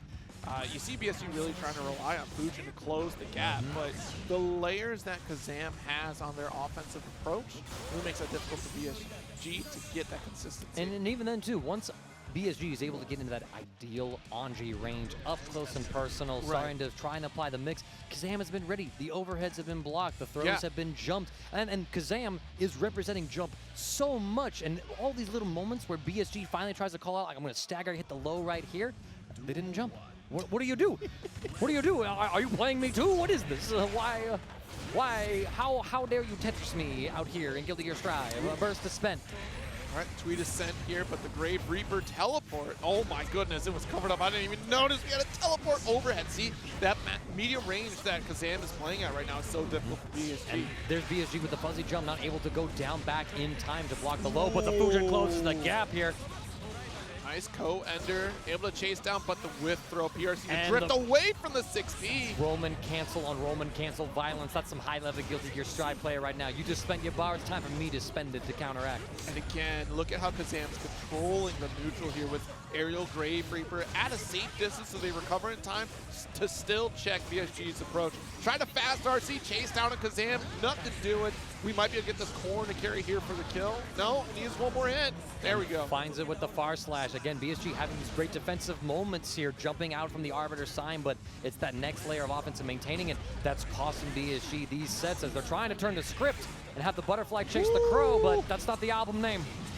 Go. Got the hard knockdown and 50% life lead from. Let's go. Carries it over to that corner once again. Fujin guessing for low. And now we got the interrupt. The patience from Kazam to not interact during Fujin. Just to hold off in this corner and say, hey, your turn's going to end eventually. And I've already established that I know the answer even if you try to frame trap me here. Finally get an opening here for BSG. This is massive Anji damage from that overhead. Applying the pressure. And a gold burst. Kazam is just mixing up the defensive options. I was like, you're jumping here, right? PRC comes back in. The throw tech BSG, that's 2 clutch throw techs in a row. The jump from the Arbiter sign. Trying to close the gap with these Fujin whiffs. Kazam is representing. 2K to poke down. BSG now. A threat of danger penalty. I love the throw tech with the PRC there, just covering all the options, delaying the fall with the jump dust. Nice low block. Again, another one here, but there it is. Look at this. Death by 1,000 cuts here. I'm going to make it darn difficult for you to get in because look, you had low Arbiter sign to fully stop that forward dash. And then I'm checking you with far slash, which has a little bit more recovery here and still making it difficult for you to dash in. And that's such a nightmare scenario, especially too, we've established throughout the set that Fujin is not going to work for you here. I don't care how many times you start dancing at me, I have a follow-up to shut down your Fujin series. Just so, like, there was only one Fujin overhead, I think, that connected that entire set. Yeah. And we saw, too, like, once you have the opponent jump the plus frame knife throw, that follow-up, I don't remember the name of it, I apologize. But we saw Kazam jump and air-to-air that. That's the answer to it. Yeah. Just Kazam completely understanding each moment that BSG tried to vary the option and having the right call out for it. It's a frustrating experience to play against, and that's why we saw BSG shaking their head like, man, what do I got to be doing differently? Yeah, and it's not for lack of trying either, because BSG definitely understood the matchup, and the next layer was playing up against the player themselves, because we saw that BSG understood, hey, I got to jump at this certain situation, right, because I can avoid Arbiter Sign. I don't have to hold the plus frame or block frames on that, and I can just contest with another fan throw to really try to steal a turn back. They knew how to navigate the neutral when it came down to getting zoned out, but it was getting those confirms and then converting that into bigger damage. And segueing off of that, my friends, it's time for our next big set to roll through. We're currently gathering up the players right now. And we've talked about a few of the big names out here for this bracket. You know, PhilRaven, we just got to see Kazam play as well. But now it's time for the guy, the legend, the myth. Y'all know who this is. Need I say more? If y'all don't follow this man's YouTube, come on. Never seen this. You're failing. You're failing. With that cut, man, come on, Zero. You need glasses? Is that what you need? I've never seen this individual in my life. Kissington K, the third, if you will. Brand new player. Never been out here. Heard of this unit? Can't imagine who they play. Probably, good for you making it out here, all right? I guess your first time making it out to Texas and any other event. I feel sorry for them. They got to go up against the PhilRaven. PhilRaven, though. Yeah, I mean, tough luck. Tough luck. I mean, imagine, your first time you're making out of you're at the pool Winterside qualifier here. First time at a tournament. That's insane. I feel like I've seen maybe a video or two from this player, but I can't put my finger on it, though, honestly. Gotta be trapped in floor 10, right? Ain't no way they Celestial. Oh, floor 6, maybe. I heard there's floors. I've heard there's floors below 10. That's crazy. I had no idea. I didn't realize it. I didn't realize people could be that washed. That's immaculate. But bringing out Sin. Probably has never played Sin before in their life. Ever seen this character? Just said, I'm gonna play this character. Nah, man. I bet their tier list has them top 1. Like, nah, Sin's the best character in the game. Listen, man, these negative frames on hit, they're just so good. Yeah, jeez. We'll see here. Look at this. Trying to put out the FDs. Doesn't even know what FD does. Like, just pressing it. It's like, no, this button check is them playing the game for the first time. Okay, all right. We'll see here. Good luck, honestly. Pulling up some data on these unknown players. This player we've never seen. Never seen. These two have not played each other at all either. So this is gonna be a new experience for both of them. And word. All right. We've definitely seen Kizzie's soul before. Yeah. Okay. We've seen this route happen. And fun fact on the combo. FGCombo.com, you get some statistics too if you're like reporting what players you play in the brackets. Yeah. In Kizzie's games, 5% of his matches are with Soul. Yeah. Compared to the 77 that is Kai Kisuke Gaming. Yes, usually Kai, but definitely plays Soul. I've seen a lot of Kizzie picking up Soul throughout pool play. And then, when it gets serious mode, but at least like for the most part, Soul is definitely like a solid pick across the board. Don't get me wrong. The damage and also look at this. Volcanic Viper. Woo! Beautiful stuff. A second serving. RC. We're going to just do it slow. We don't do the fast version of skyrocket up to the top. You have to do a couple different button routes to land the next clean hit DP. We just stabilize with the slow one. And that's the thing. Like, Soul has some of the best risk reward in the game for themselves because, I mean, if you get a hit, you can delete characters, especially going up against a squishy character like Millia. Oh, yeah. She's got to mix you 4 or 5 times. Soul, 2 hits, done. Your life bar is mine. That's the thing, and it's a great way to look at it. Soul's additional resource is health, right? Like, it's okay if I take a few hits because I know you're going to explode when I touch you. You don't hit me as hard as I hit you. Trying to get the air throw that we saw earlier from Kermit in their set with PhilRaven, but Kizzie just a little bit off with the spacing or the timing. Nice Slush Shaker here. 2S, yo, from downtown, got the Bandit Revolver hit. Oh, okay. Where do you think you're going? Back down. Get back down here. Close slash, a second serving. Good time of the Yellow Roman cancel to stop the offense. We see Bandit Revolver. Went for the blue RC to slow things down. Nice. PhilRaven getting some offense going. Certainly the crowd favorite, I think, just because we're back in Tejas. Applause, applause. And of course, it doesn't hurt to be the underdog against one of the bigger names in the North American Strive scene. Everyone wants to see the king lose. Bring him down. The throw. All right. PhilRaven's got some offense cooking. Set up one more time here. Oh, I like the burst. Try to bait out a DP right there with that neutral jump. Nothing doing though. PRC confirm is a great call from PhilRaven here. Same side low. And so far, Phil dominating this one. We saw Kizzie try to take a throw, but that was no throw. That was a strike. First blood over for PhilRaven. Kizzie unfazed. Look at that. You can go ahead and smile. It's all right, Phil. That stoked up because you got the homies root for you out in the crowd. But yeah, you can't get too starstruck. You have to kind of take away who you're playing, just like, no, playing the matchup, playing the game. We're all playing the same video game here. I've done my homework. I know how this matchup goes. That was really good recognition on the fake gun flame right there to jump out. And again, you see the bad moon. Not the bad moons. I feel like Kermit's warmed up PhilRaven to adjust their movement for people trying to chase with these air throws already, because we've seen 2 whiff from Kizzie so far. PhilRaven is just woken up and ready. Oh, absolutely. Look at that 2S. Spin it to get the hard knockdown. And we want to catch up on resources as well, too. That's a little bit too much tension right there on Kizzie's court. Another air throw. The third attempt is the one that works, and now we are in sole corner pressure set play. The backdash gets caught. We didn't have a conversion ready. Look at 2P. Whoa! 2P Red Roman cancel. Yellow bugging is like, yo, I'm making sure this match works. Yikes. 5K will definitely catch this fastball. Tap dust. Oh, beautiful. Gorgeous stuff there. Kizzie finding a way to close out the round. It's back and forth so far between these two. But, you know, again, we saw Kizzie take round 1. Phil was able to close out the round for themselves, but now Kizzie. Oh, okay.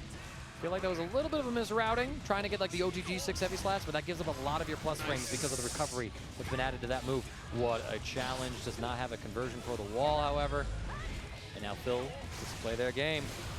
Overhead lands. To the corner we go. Set play. Yes, got this set up. Capel got the splat. We're going to go for another hard knockdown. Spend the resources to maintain this life lead. In the arms of an angel we are. Soul Bad Guy waking up with the throw. The backdash incident. The back throw incident. Wait a minute. Around the world! You got the burst. You got the I was wondering. I didn't want to jinx it. So they did jump heavy, and that's a burst safe button because you can block after the first and second hit, but then they followed up, close it out with that Volcanic Viper. Stoic Kizzie, a machine and a scientist, much like Frederick himself. Just because he's a bad guy doesn't mean he's a bad guy. All right, you know. Have you seen the story mode for Soul? I've seen that. He's retired now. He's building rocket ships with his waifu. He's a good guy, but also his answer to open a window is to just punch it open. I mean, I don't know if that's a great individual or a liability. Reliability? You know, he's still got anger issues. He's going to therapy for it, all right? Some counseling happening. Not sharing a hotel room with Soul. I'm sorry. That's all I'm saying. I mean, for Pete's sakes, airport security was checking out my Soul Bad Guy, like his weapon keychain. They were like, "What? Like, is this a weapon?" I'm like, "I'm not doing anything with it. Please give it back." All right, one more touch is all that Phil needs to get around. Yo, we run it. I'd run too. I run too. It's like, yo, it's so bad. At that life total, it's probably an even game. Like, just one close slash, all of a sudden Kizzie, you know, slash. Jeez, 2P confirmed once again. That was scary because I thought the throw was coming up after that dash up. Just blocked there from Kizzie. Yo, the smooth but close slash, gonna get burst. Dang, jump slash. Okay, still able to move out of here. Oh, we wiggled somehow, some way. We're trying to check some sort of frame trap, and well, we got frame trap. Oh, the setup. Another setup here. One. Double overhead, but good defense from Kizzie until the bad moon. It's not the first overhead that gets you, it's the third. All right. Good call to 6P at that range because all the options that Soul would have outside of Volcanic Viper would have been challenged there. Good routing here as well. Getting a clean hit for the hard knockdown. Put him in the corner. Air interception, plus frames. A second serving of it, please. Oh, Kizzie stood up for a throw tech, but it was the low. Same side. We should be able to get this carry here over to the coast. got the kill off of Baboon. I thought we would need the shatter, but No, we did not need any sort of meter right there. That's all it took. PhilRaven not locking in just yet, and Kizzie K like, no, my soul can do this. Breathe. Phil committed into a big jump, heavy slash to start. This is small. Yo, how do you come down here, please? I need to hit you. Why are you up there in the sky? This is dang.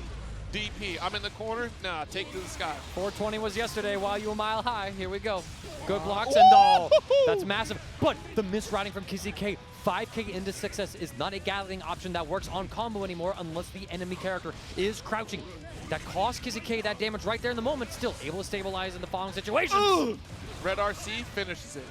Beautiful stuff. Despite the misrouting in the Gatling Eye was hyper fixated on, Kizzie's able to close out that round, but the crowd is still rooting hard for PhilRaven. Ow, the throw. A second helping.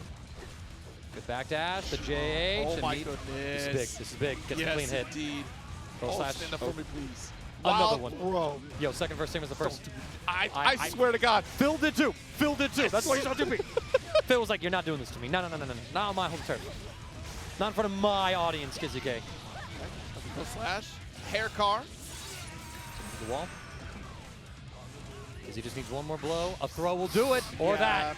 Not enough time to burst. 2S is definitely a great call, especially to that range. Counter hit, new routings off of that. The buffs that it received all those like patches ago to extend the range, it's made 2S a very important button in Soul Bad Guy's toolkit. But more important than that is the crowd energy. Is this the Genki Dama that PhilRaven needed to close it out so far? They are trying to put Kizzie in hot water right now with that chant. Double 5K, 3 frame privilege, perfectly timed burst. Perfect side for it too, right? Because it's going to carry over to that east side of the screen. More of that. Fafnir. Oh no, you're going to get carried! Fafnir, you're done! Wherever you are! You're done! Give it to me. The 2 heavy slashes enough. Kizzie K at set point. Burst is available in his corner. PhilRaven might not live to see theirs come back. Oh, true bad guy instincts. I love Soul Bad Guy. Soul Bad Guy's a great character. I love him too. I saw Mochi and I was like, yo, what if I just got better with Soul? That's crazy. Dang, DP.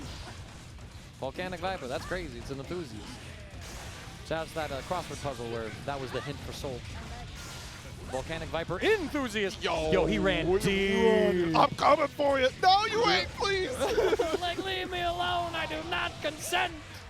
Take him down. Here's the knockdown. It's not enough for the kill. Block the cross-up. They traded. This is massive. This is massive for Kizzie K. They go for the Soaky reset. Burst! You got to burst at that point. The back. The car low. Catching right there. Anyone's game. But once again, it is game point for Kizzie K as well as PhilRaven. But there's no burst for Phil. You got to do this without it. He's going to let this corner combo happen. The burst bait comes through. They trade. All right. That's the one hit. Jump away. It's big for PhilRaven. The offense. Yeah, you had the meter go for this haircut. The 5K you gotta remember, 5K will interrupt darn near anything with how fast it is. We got the throw tech. Beautiful block on the empty low. 5K. Yo, where do you think you're going? No aerial superiority. That wrist gauge is getting mad cranked right now. The heavy slash starter. Dust. Tap. Clean hit DP. The wall splat. And the hometown hero is sent down to losers. Kizzie K advances at a bull's-on winner's side. But yo, Phil. Will you shake my hand, please? Shake my hand. Shake my hand. GG, shake my hand. GG, shake my hand. Hey, shake my hand. Just shake my hand. Shake it. Excuse me. Excuse me. Please. Shake. Please. I won. Please. I'm trying to. I won.